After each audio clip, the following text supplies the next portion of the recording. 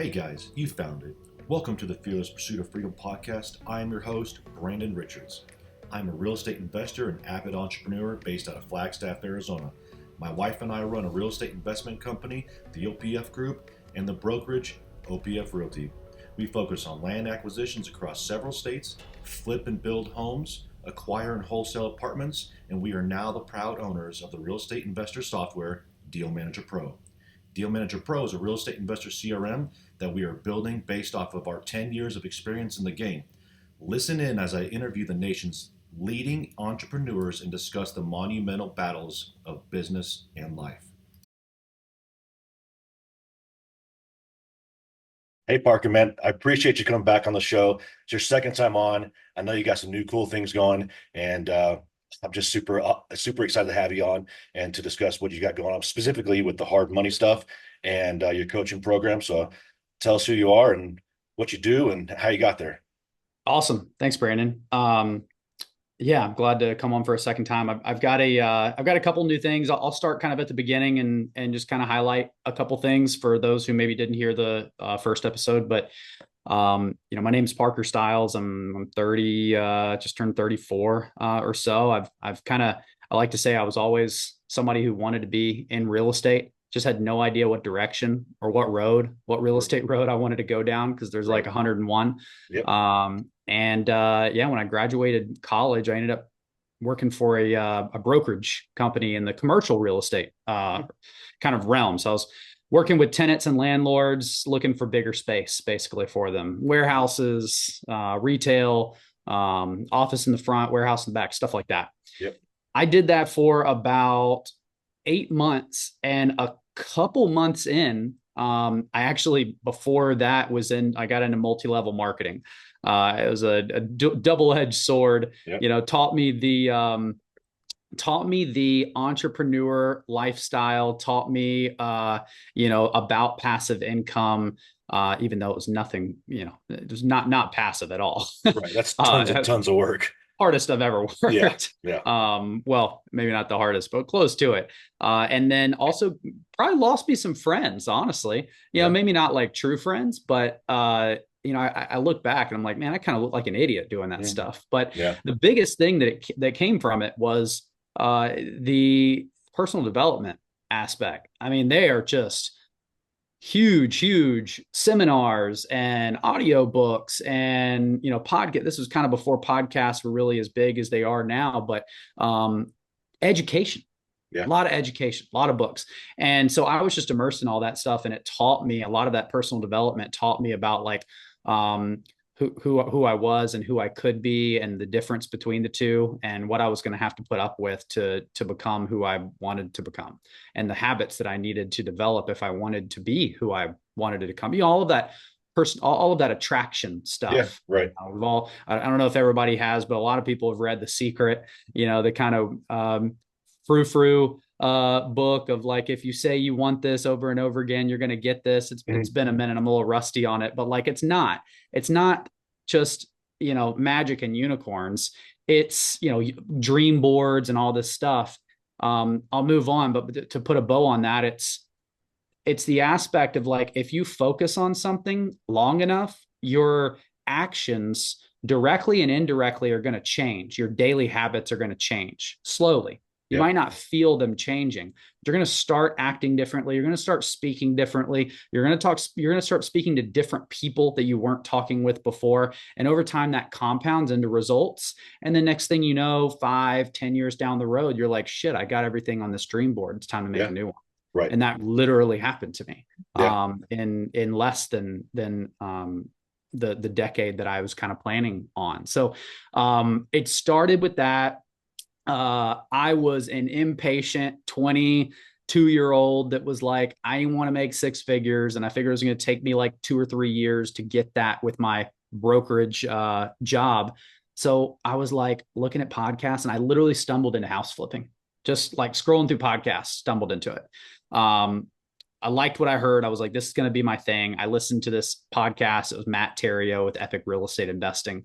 And I listened to like 140 episodes in like the next 6 months. Yeah. And that was like everything I needed to set the foundation. I was like, had this family writing yellow letters for me and like putting them in the mailbox. I was doing them on the ground. Like I remember my bedroom just had envelopes and yellow papers spread out all over them. I was driving home from work, dropping them in people's mailboxes before I knew that was illegal to do. I mean, everything, just beating the pavement. Yep. About 8 months into that job, I got sat down at a breakfast one Friday morning, and my boss told me that they were letting me go. And I was like, it was a shock to me. Maybe they saw me handwriting yellow letters at my desk. That probably wasn't the smartest thing to do, but I don't know. It was a blessing in disguise. They told me that I was too entrepreneurial, was literally what they told me. Yeah, they needed a workhorse at their, on their hips. Yeah, they just didn't see he said, we think you're too entrepreneurial, and we think the investment in you and how long it's going to take to get out is not going to be worth the reward. Told them they were making a big mistake, all the stuff. Kind of played the pity party game for a few days, and then was like, hey, this is like a sign. This is what it's, this is meant to be. There's a reason for this. And there's no turning back. I guess I'm going to be a real estate investor now. I left no other option. I was not going back to get another job. This was the only thing. There was no plan B or C. So that's kind of how it started. It took me like 8 months to get my first deal, kind of cheap meal plan, the whole ramen story, staying at home, watching YouTube videos. I didn't even tell my parents I got fired. I couldn't tell them. I was too ashamed that I had gotten let go. Right. And then, I ended up getting some deals under contract. And I think I flipped 3 my first year. I wanted to rehab. I didn't want to wholesale. Yeah. So I kind of went down that rehab route. I wanted to buy from the wholesalers, bought a couple, learned some lessons, and then stumbled into wholesaling for I would say about a year in, and did that for about another year. Maybe I had done 15 deals or so at this point. And then I went to a seminar. It was my first seminar out in California, and they were talking about virtual wholesaling. Feet in the sand, don't have to look at the houses, no more managing contractors, all that stuff. Just checks and wires to your inbox. And I was like, this is the thing. This is what I'm going to do. Right. I'm going to pick a spot on the map, and I'm going to start a virtual wholesaling business. Ended up having to shut everything down on my rehab side. All the marketing in Georgia, Atlanta is where I was living, trying to get this stuff. I picked Charleston, South Carolina.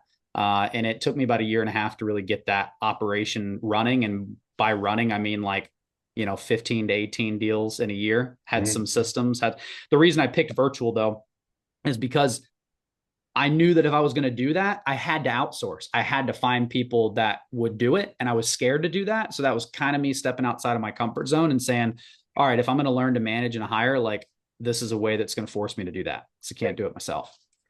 And so after about a year and a half, I said, hey, I'm doing this in Charleston. I'm living in Atlanta. Why do I not do the same thing here also? So I kind of copy and pasted that model, made a couple new hires, an acquisitions agent, a lead manager. I was still running dispo for the next 2 years, and said, let's do it. And so, then we got to 30 to 50 deals a year between those two markets. And, from then on for the next few years, it was just scaling those two. And then we bolted on Columbia, South Carolina. Then I ended up kind of getting the shiny object syndrome, as a lot of us do sometimes, and saw the people with the offices and the ping pong tables and the money gun and all the stuff. And I was like, I want that. I think we could get so much more out of the office lifestyle. And I learned about a, $100,000 mistake that I don't want an office. And I kind of had I had the right person. He was in the wrong seat.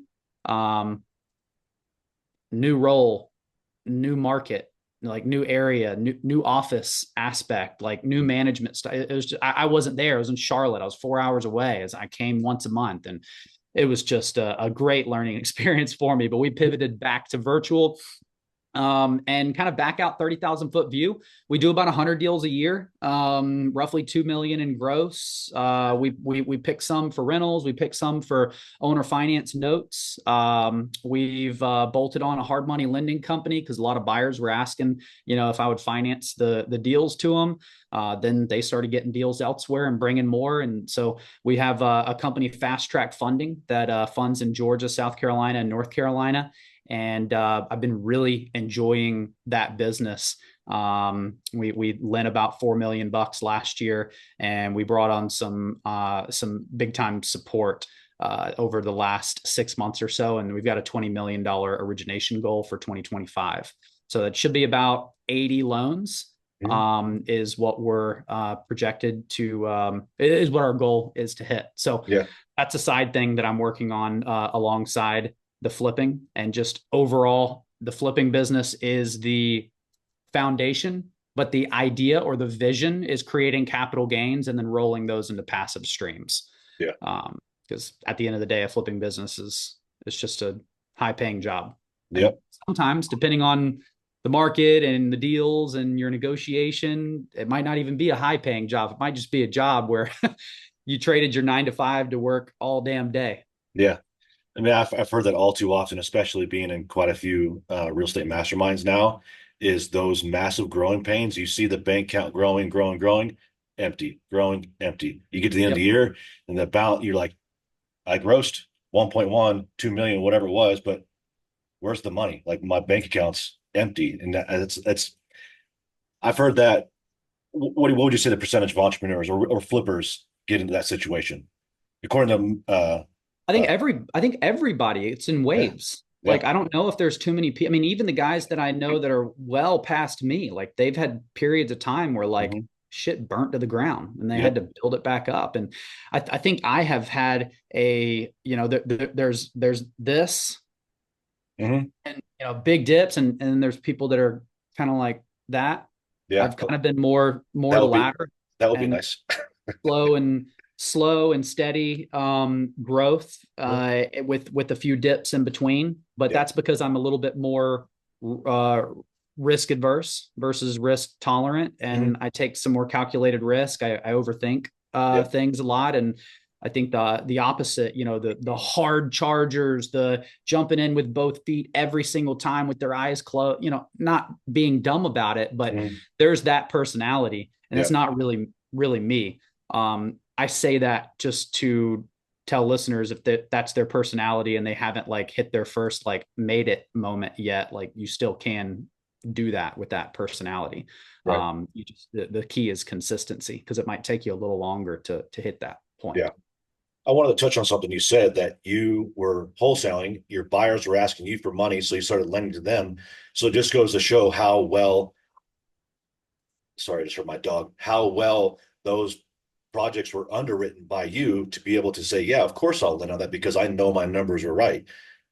And I loved the confidence that gave me of, I know the deal. Like if you default, then I'm just going to take it back and do it again. You already know, you know everything about it. And I'm going to get it back at a lower cost basis than I was in before, because I got an assignment fee over here. I got 3 points over here, plus first month's interest, plus whatever else they've paid. That's continually like edging down or cutting away from my loan to value and bringing me at a more and more attractive spot. But even if it's not, we've gotten to the point where we kind of know what to look for now. We're not nationwide. Like we're lending where we know. We're lending where we I do fund rehab draws. A lot of people loan and they just loan on the purchase. We'll do construction funds, usually all 100% of the construction funds. But I'm sending like my contractors that do my flips out to go do those inspection draws, those draw inspections. And sometimes, hey, one borrower, there was a paint job. It was just a garbage paint job. And my contractor said, this paint job is garbage. I just want you to know, here's all the imperfections. Here's a list of 46, photos. And sometimes a lot of lenders that get in trouble, they'll just keep kicking out these construction draws and they're not really sure that, they don't know the money is being spent on shoddy work. I told the borrower, I'm not going to fund for the paint job until the paint job's redone. And I wasn't, being an ass about it, but I was just like, he actually didn't even know. it was a help to him because he was trusting someone that was kind of a partner, kind of a contractor. And he was like, this was a guy that had made some good money on his Mhm. own doing something completely different. And he Yep. was wanting to get into real estate investment. And he met a guy and, oh, it's a great partner, but it really, so it was Yeah. that kind of thing. So he's like, Been there, done that. yeah, yeah, Yeah. same. Yeah. um, I mean, that's great. I mean, you're protecting what you've put your money into. So that way, if you do get it back, it's not a shoddy piece of shit. So And yeah. ideally, we're protecting the investor too. Yeah. That's what we say on our website is at fasttrackfunding.com. It's down at this very moment, but by the time you listen to this, it'll probably be up again. But it's we try to provide guidance also for the actual investor. Mhm. I mean, I want to tell them, hey, don't buy this deal. This doesn't pencil. Right. Here's the KPI. They fill out a scope of work, and then that computes into, they give us the contract of their purchase price. They fill this stuff out, and it computes into, this is what you're going to pay in interest for this loan. This is what you're probably going to be making on profit on the other side. And there's numbers you can tweak, like, if you're an agent, are you going to only pay 3% versus 6%? Holding cost, the hard money cost is baked in. All of these other expenses like professional pictures and traditional closing costs that are requested by the buyer, et cetera, et cetera. Right.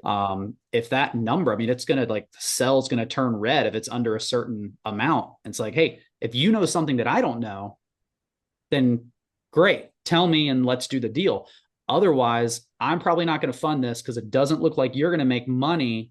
And if you realize you're not going to make money and you're just buying it as a rental, then let me know, and we'll tweak it and try and make it work. But Mhm. some guys are like, oh man, you're right, they're just not as good at running their numbers. Right. And so if I can help educate them, A, not buy a bad deal, B, not get myself wrapped up in it, it's kind of two birds, one stone. So Right. we're not a heavy volume shop. We're not a Kiavi. We're not an Anchor. Mhm. Like, we're built by investors for investors. We want to get the right deals. We're quick. It's our money. No appraisals. We're only pulling credit on higher reno jobs just to make sure if it's a higher reno job, you got to know how to manage your money. Right. Oh yeah. If you don't have good credit, you don't know how to manage your money. Right. So that's Yeah. I kind of why. mean, But otherwise, yeah. we're not. Yeah. I mean, $25,000 rehab is nothing compared to, I just got done with the $170,000 one, and it's certainly a different beast. That's for sure. Yep. 100%. 100%. Well, cool. So I love it because when I first started, I wholesaled my very first deal to a guy I looked up to in my local market who ended up being the lender on my very next deal. And he Oh, did the cool. exact same deal, funded the purchase, funded the rehab, walked me through things, would show up every once in a while, make sure that it was looking right because it was my first rehab. And without somebody like you, with the new investor or even a fairly seasoned investor, there's a lot of things that go wrong. So if you have that second pair of eyes, I mean, it is worlds of difference for make or break on these deals sometimes. Second pair of eyes has value to a person in their first couple years that Yeah, people would not imagine. I yeah, mean, whether it's the lender or whether it's the investor you're going to partner with and share profits yeah. with. I mean, in the beginning, that's all I did is I would bring deals to investors at RIA meetings that got up in the front of the room and talked and said, "Hey, Hmm. I'll give you half the profits. You want to do this deal with me?" Yeah, What happened on the first 5, 10 deals? They said that's not a deal. right. Yeah, So, some of the best deals that you do are the ones you pass on. Like, that's how you right. get to pass on them. I mean, in the beginning, you're just looking at them with shiny eyes and dollar signs, and you're tweaking the numbers and you're cutting this and slashing this and bumping the ARV up. And Hmm. that's how you Yeah, get in trouble. yeah. No, I remember been there, done that. All the comps say 210. You're like, nah, mine's going to be different. Mine's going to be nicer so I can get 225. Yeah. But it never works out. So you're doing 80 to 100 or so deals a year. You're Yeah, I think we did wholesaling. 101 last year, and that's a majority wholesale. Probably 15 flips in there. Mhm. Um, and then I think we bought 4 rentals last year, and we did one owner finance note. Yeah. So with those, you got a lot of deals going through the desk. How are you deciding which ones to wholesale, flip, keep as rentals? I love And that question. when you're presenting your offer to the seller, are you saying here's cash offer, financed offer, or sorry, owner financed offer, or some sort of other creative way of acquiring it, and then same thing on the back end? Yeah. So this is obviously something that didn't come initially. It was just all cash, but over the years, I've bolted on different exit strategies. Mhm. I left out novations earlier. That's been something the last couple of years that has been a cool way to turn some properties into deals that otherwise weren't cash deals at all. Right. But to answer your question, it's calculator based. Um, I had to stop spending an hour looking at every deal, trying to decipher why this versus that. Mhm. Or, oh, wait, but if we did this, it could be it was draining me of all my energy trying to figure out which way to go. So I had a mentor that advised me to just try and get like, what is your brain doing when you're looking at that deal? Like, what are the calculations you're running? What if then that's are you going through? And probably when it's in your head, you're getting mixed up and you're doing this one, then you're doing that one, but then you forget kind of a piece of that one. So you go do another, it just gets combobulated. So Mhm. like get it on paper and just write out everything that you can. So I did that. And then I ended up creating an SOP. And so the SOP is, this is the box that it has to fit in to be a fix and flip. And, for example, 2.5 times the wholesale fee, a certain amount of return on investment based on invested capital, a minimum of $35,000 of net profit to the bottom, things like that. There's certain size boxes they have to fit in. So I Yeah. have one for rehab, and then I have one for wholesale. And then I have, if it's not either of those, then we're going to try and wholesale it. Yeah. And then there's two separate calculators that numbers plug into for a rental property, whether it's cap rate, cash on cash, refinance return, buying traditionally with leverage and what that return looks like versus refinancing. Yeah. And then there's a piece at the end that actually calculates like, all right, if I hold this for 20 years, like what's the return look like then? Yeah. With the principal pay down aspect built in to that. So how much principal have I paid off in 20 years Right. via the tenant payments? And then what's the payoff after I sell it with I think I do 4% appreciation annually. So with the appreciation, the principal pay down, all the rent that came in, what's that going to look like? Yeah. And then also cost segregation has been a big thing for bonus depreciation. Mhm. Not so much last year because it was only 40%, didn't really do any, but Trump hopefully is going to bring that back in one of the acts. So that will go back to 100%, hopefully, maybe retroactively 2025, be awesome. Yeah. And so what's that look like? So you go buy a $250,000 rent house and then you put 50 grand in, then you bonus depreciate that. If it goes back to 100%, that might be another $40,000 that Yeah. you put in your pocket. So maybe you did have 40 grand in after refi, but then based on your tax bonus, that technically brings you down to zero. If you put another 40 that you didn't have to pay Uncle Sam back and Right. reinvest that, now you're in it at no dollars. Right. So what does that do to the return? So that's a little box up in the top too. And then for owner financing, we can talk about that in a little bit, but just rental houses are not passive. No. Owner financing is passive. Yeah. Being the bank is passive. Yeah. And so all the different ways of, there's deals that we look at and are like, this doesn't make sense for a rental. I'm not going to buy it a 6 cap, but it's a 13% cash on cash return. If we buy it cash, sell it on owner financing in current condition, get a down payment of 20%, and usually we're between a 9% and a 10.5% interest rate for, non-QM owner finance loan. Yeah. And have you adjusted that over the years as inflation's gone up, or kind of just kept it steady at? I really haven't. I've been Yeah. doing them for probably 5 years. My lowest one is 7.5. Mhm. And my highest one is actually 9.9. But I'm doing 10.95 now. Okay. I haven't done one yet, Yeah. but since interest rates have gone up, just a whole slew of buddies that are all doing 10.95 Yeah. without any pushback. So Right. that's kind of, you have a certain amount that you can't go above to be compliant with Dodd-Frank guidelines. And everything rolls into it from, prepayment penalty, points if you charge any points, fees if you charge fees, what the interest rate is. You can't be any more than like a certain number of basis points above what the prime rate is. But since prime's, whatever it is now, 7.75 or 8 or something, Mm. you can go a lot higher than you used to. But I was doing 9.9 when rates were 4.5. Yeah. That's pretty But standard in the owner finance world. yeah, exactly. Yeah. Yeah. I know a lot of states are pushing for businesses like yours that do a decent amount of owner finance volume to run those through an RMLO. Is your area doing that as well? Yes, technically, if you do more than 5, I think, I don't think quote me that's on that number because I yeah, do it anyway, just because I want the paper to be sellable on the back end. right. So we're running them through an RMLO. They are not doing the closing or drafting the closing documents. They're simply getting the borrower underwritten. Right.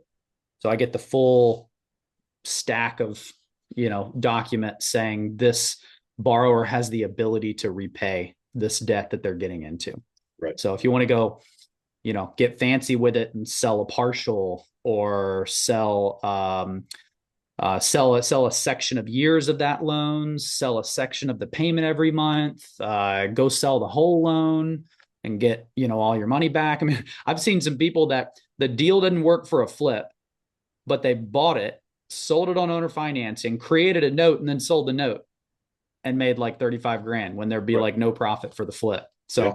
So that kind of seems like a lot of work to go do that. Yeah.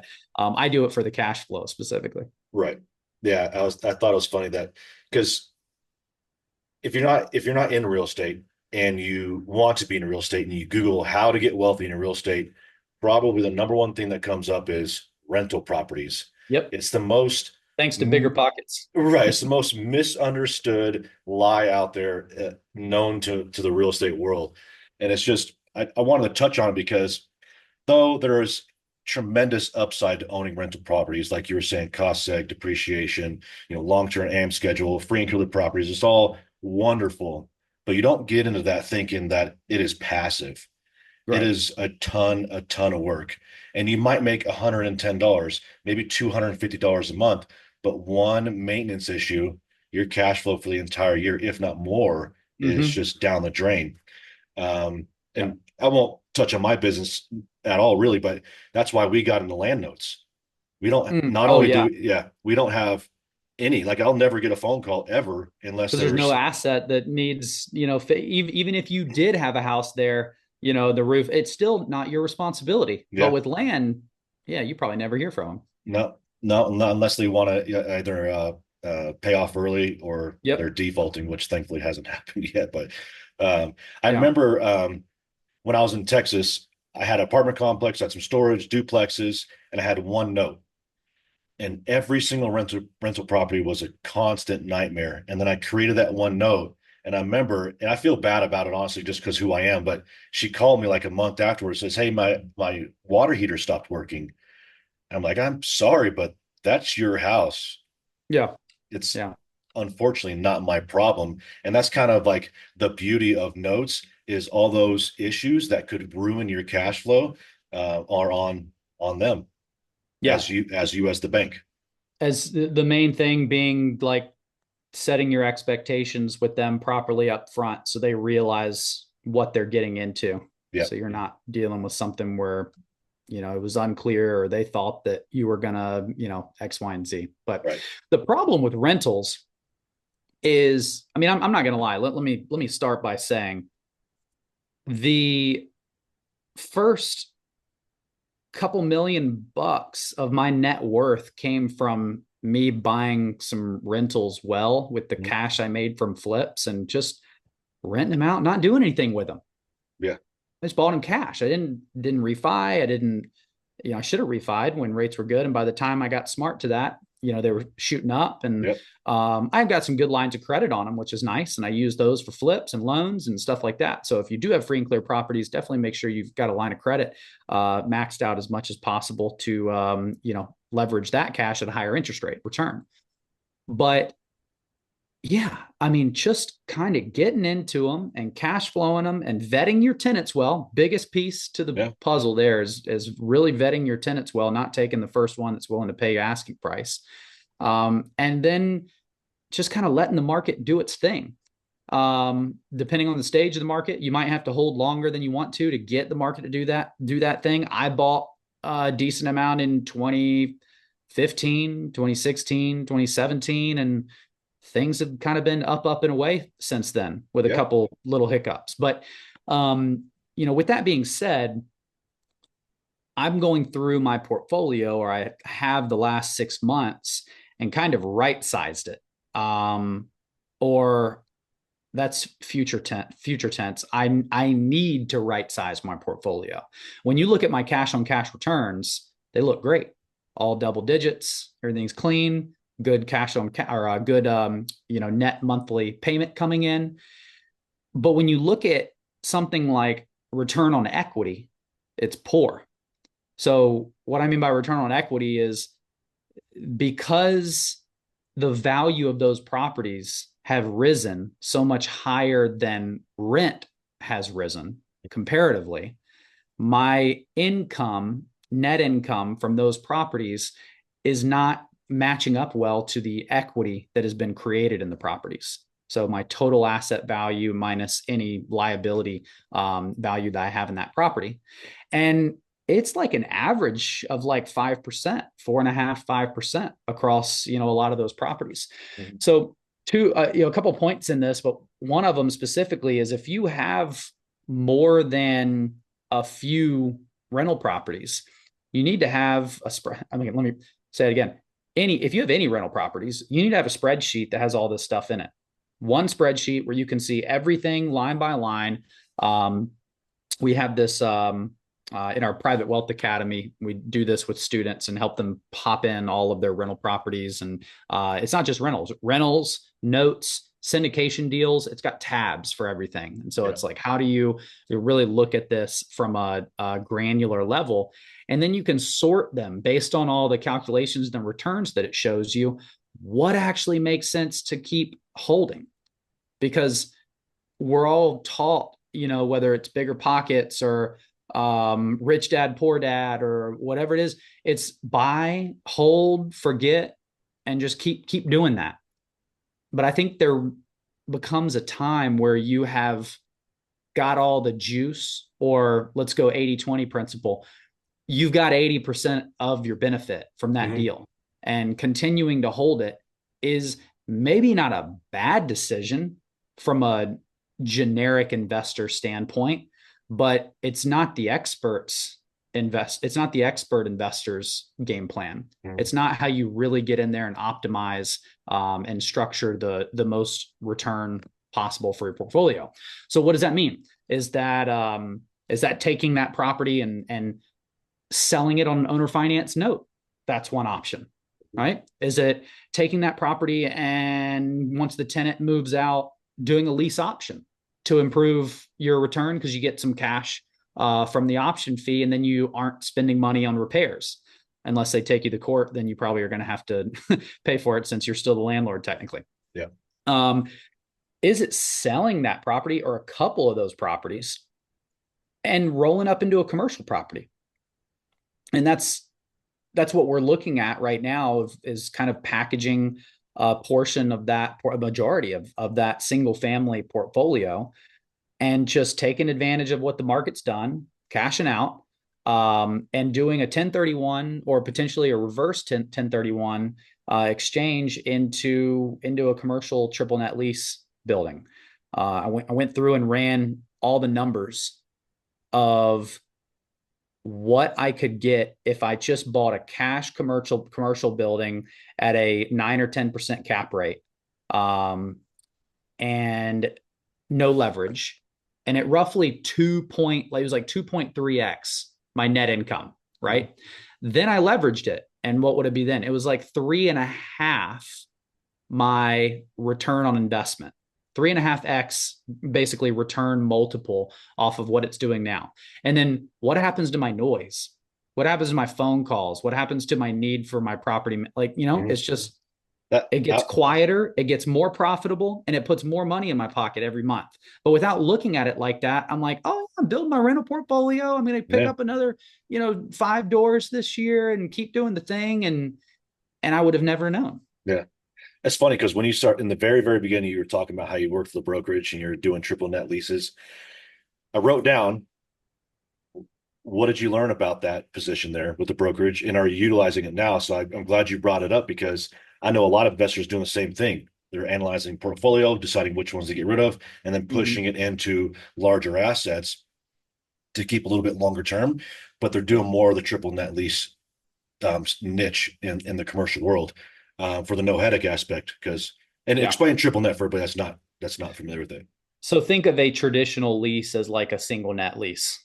You're getting rent and they're paying for utilities, but landlord's paying for pretty much everything else. Yep. Then double net somewhere in between, and triple net is going to be where the tenant is acting more like an owner, where Mm-hmm. they're paying for even things like property taxes if the Yep. roof needs replaced. I mean, everything really gets ironed out in the lease, but at the end of the day, a triple net tenant is going to have responsibility for, financially paying for almost everything apart from usually like insurance. Yeah. But even that sometimes. Yeah.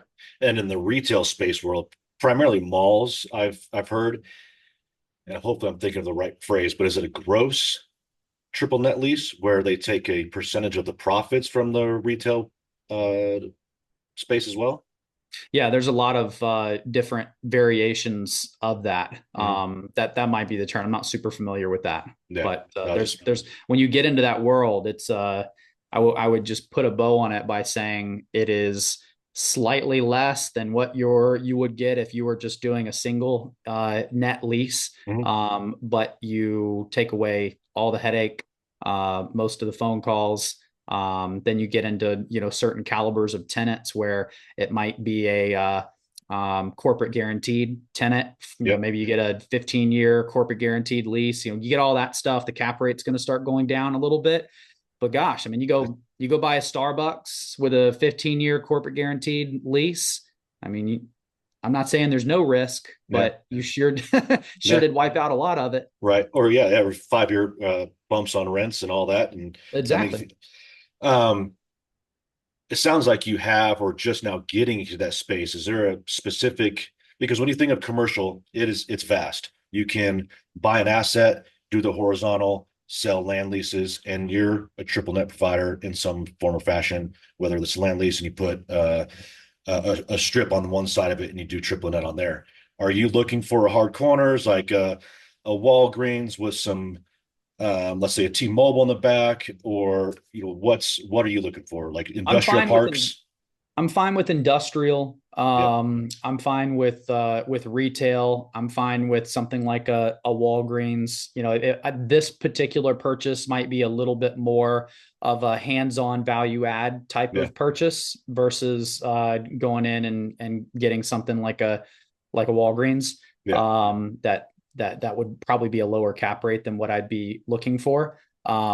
But this is new, just kind of looking at properties. And that's my 2025 plan is Yeah. to right size my single family portfolio to put more cash in my pocket with a better cash on cash return, hopefully more opportunity for appreciation benefit, and some great principal pay down by using leverage appropriately. Yeah. I'm going to search. There's an app that I interviewed a guy who was doing large commercial buildings like old Walmarts, Targets, or Kmart's and stuff like that, and turning into Self storage. self storage. But he Mm-hmm. used an app that did traffic studies. Oh yeah. Man, and then I was at a networking event the other day, and they mentioned it too. It's a really cool app.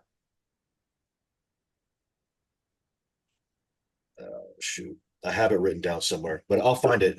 You may have even heard of it, but it does all the analysis for not only traffic, but it'll pull up demographics in the area and say it'll show who is shopping where, how much they're spending, what types of cards, and how much card balance they have, and it Mm, shows like in depth like what type of person is living in the area. So that way you know if you need to bring in a Dollar General because there's a lot of low income, high credit card usage, or whatever other asset that is on the opposite end of the spectrum. But it was a yeah, freaking cool app, and it was a lot of it was AI based, and so it was like constantly evolving to be better and better. Um, that's awesome. I'll message you when I find it. I'll put it in the Yeah, notes when I yeah, think of please. it. Um, so sweet. I mean, that's cool. I know a lot of guys that are doing that, getting or just diversifying is, I guess, what we call it, is just pushing into different assets, just ensuring that in the future, if one goes down, the other one's still there, and it's just protecting your portfolio and net worth. Yeah, and there's a slight level of risk there, but because maybe I'm going from, a certain number of rooftops to one rooftop. So that's a thought that I've had. Yeah. But I think that goes back to the caliber of the tenant, the building. How much risk are you taking on this particular building? Like, how much of a value add play is it, or is it Yeah. already cash flowing? How much debt are you going to be taking on? We'll be looking at those things. But at the end of the day, I can't continue to be okay with how much equity I've gotten from this portfolio and the return that's getting me now, Yeah. even though my Right. cash on cash looks, attractive. Yeah. Right. Yeah. I mean, if you can put it somewhere else that's performing a little bit better, or to your point, a little bit less headache, then I mean, by all means, that's the way to go. Even if I sold it all and started just pumping it into my hard money lending business, Yeah. I mean, those are great returns as well. Yeah. Again, I love the quiet nature of that business. I mean, it was Yeah. a multi six figure net last year in 2024, and I mean, in comparison to the amount of time that I spend on my flipping business, Yeah. it was non-existent the Right. time I spent on the hard money lending. Now, going and doing 20 million if we get close or hit that goal this year, like that's a real business. That's going to Yeah. be that's going to involve some people and some management, some time and some systems. And I understand that. But for any of you out there that are just looking to maybe kind of start a hard money lending business, and you know, it's not much work. It's pretty simple systems. You got to learn some certain numbers to look for, but you can go create another six figures a year fairly simply. Mhm. I'll won't say the word easy, but fairly simply, Yeah. and have another bolt on income. Yeah. I interviewed Flip and Denny Robinson about a month ago. Same deal. They had so many private investors that wanted to continually keep their money working, and with the transactional deal of flipping and all that stuff, they weren't effectively continuing to be able to do that. So they built a fund, and then they started doing the loaning as well. And I noticed a lot of people actually doing that, is just getting out of the day to day transactional side of the flipping and wholesaling business and doing the Yeah. lending. It seems to be Yep. pretty popular, which is great. I mean, if we got a bunch of seasoned investors that know how to do numbers, helping provide the funds and then guidance, dude, it's a win-win all the way around. Right. Yeah, Yeah. it's cool. I've slowly started to back my way out of the flipping business the last 2 years or so, just kind of finding right people, right seats, Yeah, and buying my time back. So that's been good to be able to focus on some other things. right. I want to rewind just a smidge, way in the beginning, just because I imagine there's a lot of beginners listening to some of my shows. In the flipping, you said you learned a lot of lessons. What would you be open to sharing in that regard? Because I made tons and tons of mistakes, lost money, everything. What are some of the ones that, like, the not so obvious? Like you mentioned, running your numbers. Everybody was like, "Oh, I think my rehab's this. I think my Yeah. ARV is this." And then they don't calculate in holding cost, utilities, insurance, closing costs on both ends, because typically you're paying closing costs on the front end. So what are some things that were tough lessons?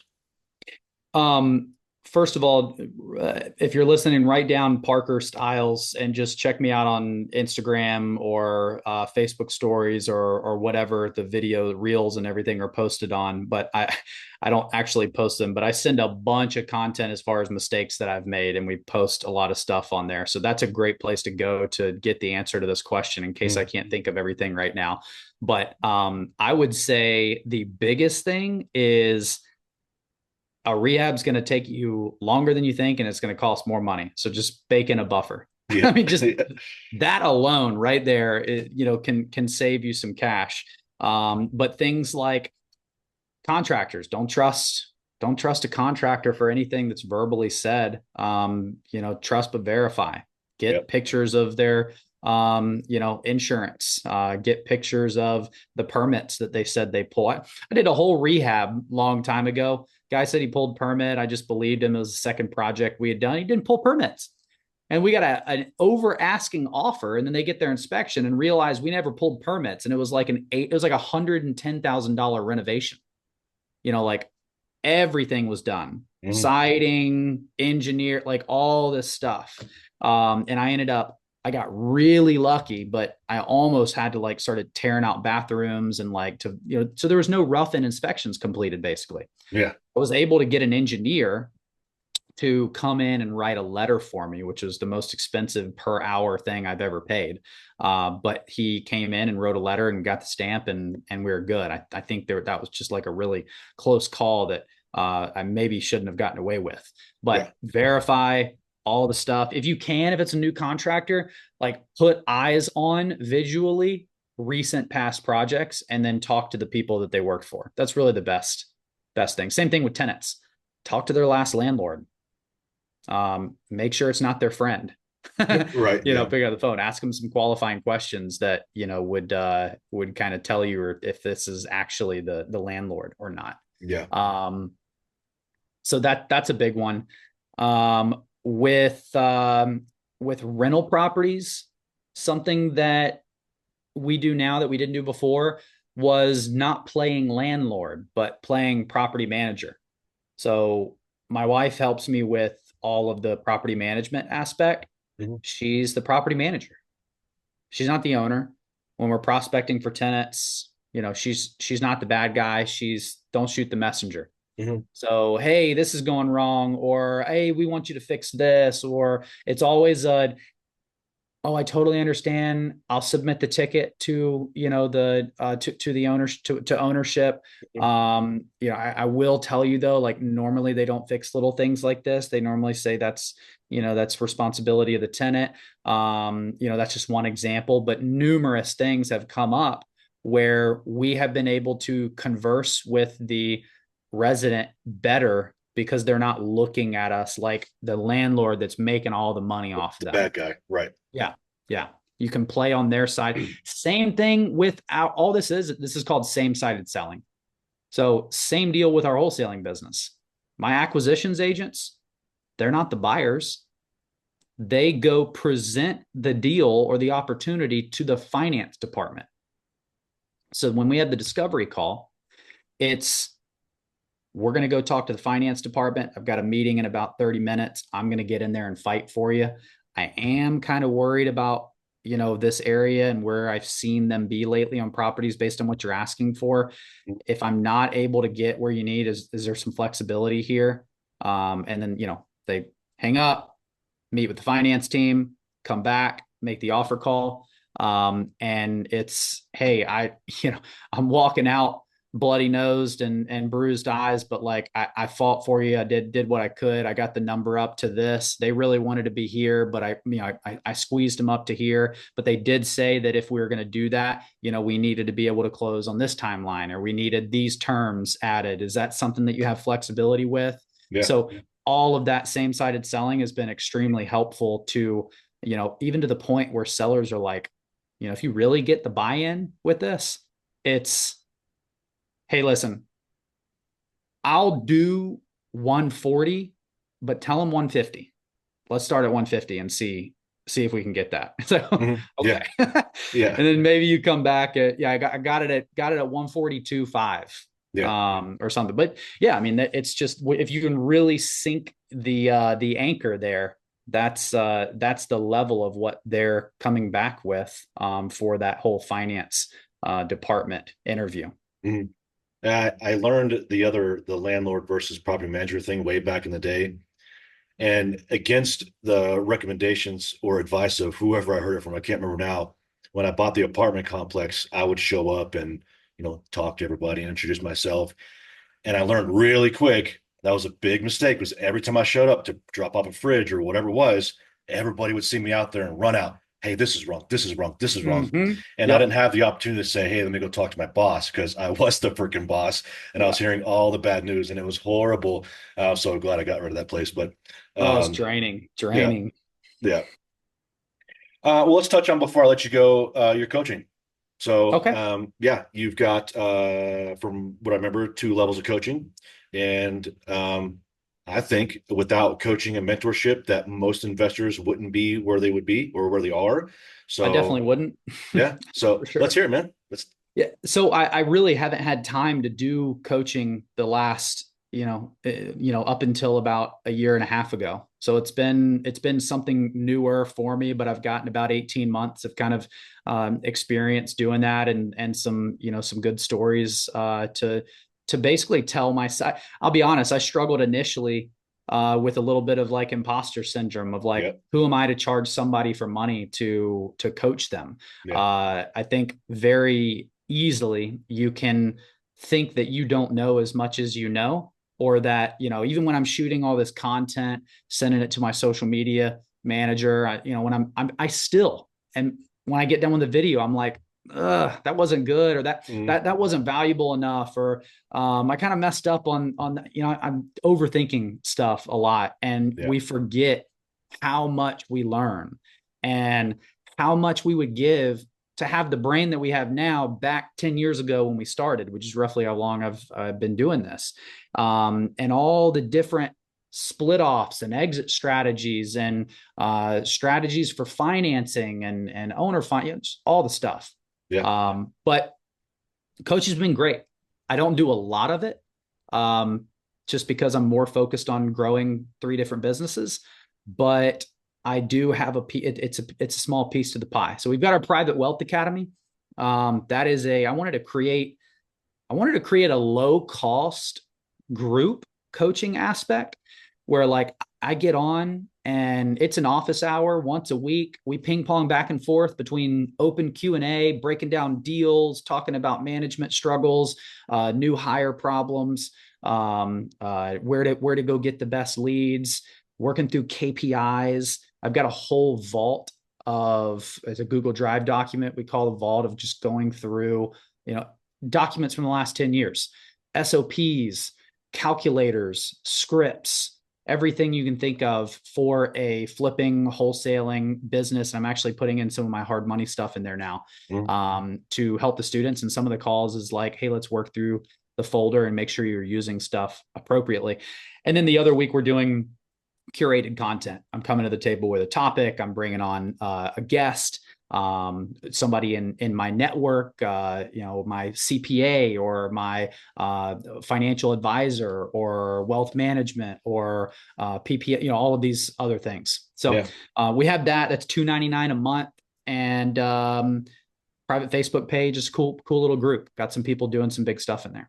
yeah, And then I do one-on-one coaching on a smaller level. So, if we're in the group coaching together and we vibe well and you're an action taker and, we like working together, then sometimes people level up into that. And that's just way more granular. Let's get into the weeds. Let's break down goals, KPIs. What do you need to do to get where you want to be? yeah. Man, that's awesome. I mean, learning from somebody with as much experience and diversity of the real estate world is, I mean, it's invaluable. And for $300 a month, it's nothing. Yeah. It's Yeah. I think the vault is like 10 times the value there, oh just yeah, going and grabbing documents, downloading and getting out. But, people find once they get in there, they're like, all right, let's see what's more to this. But yeah. I got a bunch of info on that on coachingwithparker.com, and you can Okay. kind of see what the differences are. And there's a form to submit there if you want to get in contact with me. Okay. Yeah, that was gonna be my next question. So that's your coaching site. Your hard money site is down right now, but it'll be up. What's that one? Yeah, fasttrackfunding.com. Okay. Easy Georgia and the peasy. Carolinas is where we're funding right now. Also, so we'll do short-term, usually 6-month loans, Mhm. but we have, I'm doing a $1 million or $1.1 million loan on a mobile home park for 9 months, closing next week. I've got a 7-figure new construction loan closing a few weeks after that.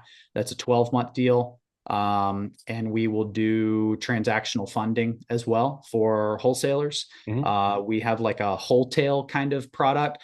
I don't know if you're familiar with South Carolina, kind of calling it quits on wholesaling and passing a bill to make that illegal. A lot of people are still doing it, but I Mhm. think as soon as they start actually slapping those fines or a class action lawsuit comes out, that's when a lot of people will start kind of running for the hills and saying, okay, this is real. But there's a lot of people that have learned how to create motivated seller leads and get them under contract. And now they've gotten wholesaling taken away from them. And they're not just going to go back to a 9 to 5 job. They're going to figure out what to do next. Yep. And that's in South Carolina, looking like you're going to buy the deal and you're going to put it up on the market and you're going to sell it. You're going to wholesale it. Yeah. There's the installment method floating around there. I think it's kind of messy. You can get yourself in trouble with that too. You're still the owner of the deal. You're filing a deed. But there is that to try and not have to use hard money if the seller will allow you to do that. But what do we all know? Cash is king. Yep. If I come around and I say, I'll give you $150,000 and we'll close in 2 weeks and you're done. And you're like, yeah, I'm going to give you 150, but I'm going to give you 1,000 at the first closing. And then I need 120 days to go do blah, blah, blah. And then I'll give you the other 149,000, at the end of the 120 days. What do you think they're going to pick? They're going to go with me every time. So if you need funding for deals like that, throw it up on the market. We provide that as well. Yeah. And I think I heard it, but transactional funding for double closing Yes, sir. to kind of not just bypass the wholesaling argument there. Yeah. Yeah. If you got a hot deal and you want to take it down, and once you do take it down, don't worry about investor lift. Don't send it to your email list. Just go straight to the MLS. Yeah. Get the that's the best buyers list out there. Yeah. Right. Yeah. Well, awesome, man. I think we touched on everything I wanted to, everything from double checking that your portfolio is performing and continuing to perform in a manner that suits your business model, to creative financing, your hard money, and the valuable aspect of having a active investor evaluate those with you. The other set of eyes on there. Um, why triple net leases in most people's eyes are a little bit better, and why you're moving into that. Lessons in flipping. Yeah. Most people get into a flip and think, yeah, I'm gonna make 30,000. They get a $23,000 check. They think they made 23,000, and then you bring out that P&L or the Excel sheet or however you kept your expenses. You're like, okay, maybe I lost 3,000 because of this, and this. Exactly. Yeah. And then your coaching program, super valuable, man. So I appreciate you coming on and Thank touching you. on all these items. And we have your websites. If people want to find you outside of these websites, they just search you on Facebook, obviously. Parker Yeah, just Stiles. Parker Stiles on the different forums, and just send me a message and we can chat. Sweet, man. I appreciate it. Thanks for coming on. Yeah, thanks, Brandon. Talk to you later. Thank you. Hey guys, hope you enjoyed today's content. I want to thank you all for listening in. And as the great Les Brown stated, if you are not pursuing your dreams, you are literally committing spiritual suicide. We'll catch you on the flip side.